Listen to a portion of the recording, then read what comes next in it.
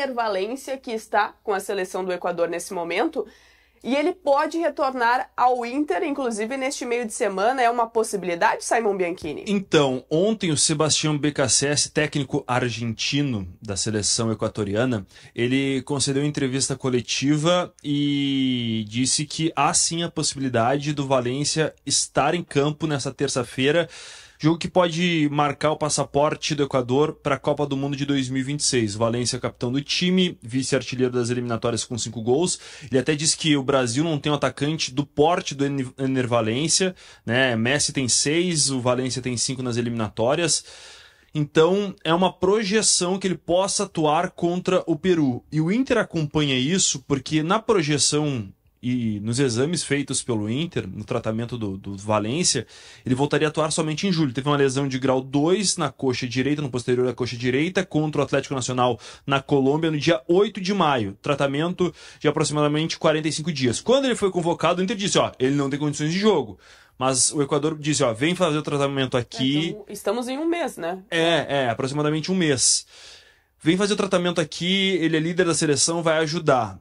O Inter deu ok, mas disse, não tem condições de jogo. Não foi relacionado para enfrentar o Brasil, só que treinou ontem, deve treinar hoje e deve, no mínimo, ficar no banco de reservas. E o Inter aguarda. Se ele atuar no Peru, o Inter trabalha com a ideia dele, no mínimo, ser relacionado para o jogo contra o Atlético Mineiro em Belo Horizonte. Porque o Borré tá fora, Ricardo Matias deve ser titular, no mínimo, no banco de reservas, o Inter trabalha com a ideia, jogando pela seleção do Equador, que ele fique no banco contra o Atlético Mineiro. Vocês vão me chamar de novo de mal-humorado, mas... Então, achei uma Limonari. solução pro Inter, vai mandar os jogadores lá pro Equador, se no Inter ele não ia conseguir jogar.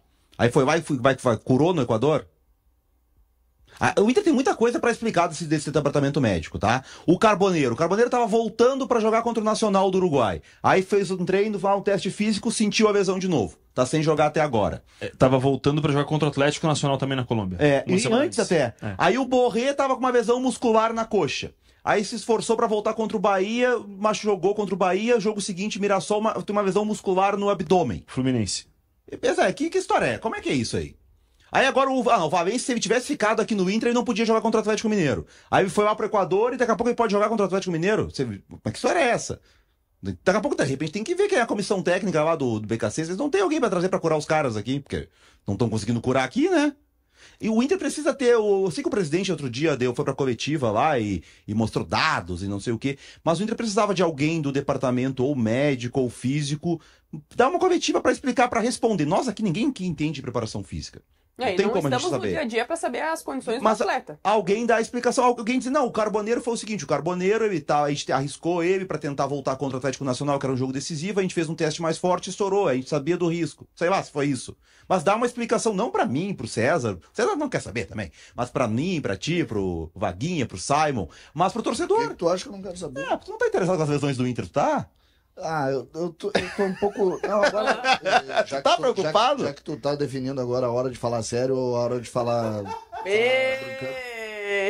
Agora eu vou falar sério.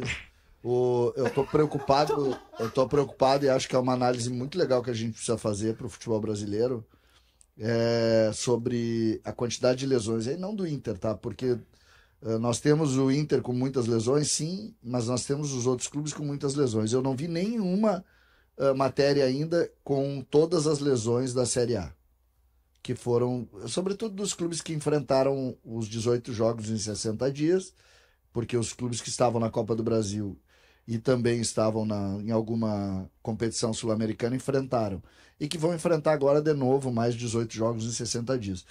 Eu quero saber o número de lesões desse período no futebol brasileiro. No futebol brasileiro. Porque tem uma coisa que chama atenção, né? A gente fala da lesão muscular, né? Como a lesão do cansaço. Mas nós tivemos muitas lesões por trauma.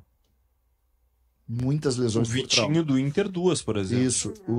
A lateral direita do Grêmio, 2. Né? Fratura de tornozelo. O desgaste também gera traumas, né? Exatamente. Não, eu me refiro por isso. A gente tem a lesão do ligamento cruzado, que é uma lesão, que é um acidente de trabalho. Mas eu acho importante... Por causa do Fernando, né? Que ele acabou, né? Isso. Mas é que eu acho importante a gente posicionar, desde o início dessa maratona, ela é no início Porque é um ano que o Inter teve muitas lesões musculares. de abril. De lesões ligamentares, 4, em Eu um me curto lembro. espaço de tempo, 2020. É. Porque foi parecido. Por conta da pausa de 4 meses no futebol brasileiro pela pandemia, os jogos foram achatados. Também 3 em 3 dias, praticamente. Até se diminuiu o prazo de descanso de 66 horas. Que a gente tem uma, Então, a gente tem uma tendência, tem lógica a isso. gente tem uma tendência a individualizar, tá?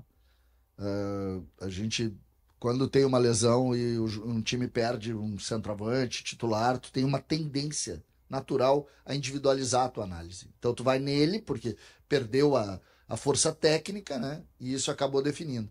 Então, quando tu individualiza, tu não cria uma ideia um pouquinho mais global da análise. Tá, mas é que o Inter, César, tem uma coisa que é os jogadores de ataque com muitas lesões musculares. E a gente sabe que a preparação feita física ela é diferente para as posições de acordo com aquilo que o movimento precisa fazer.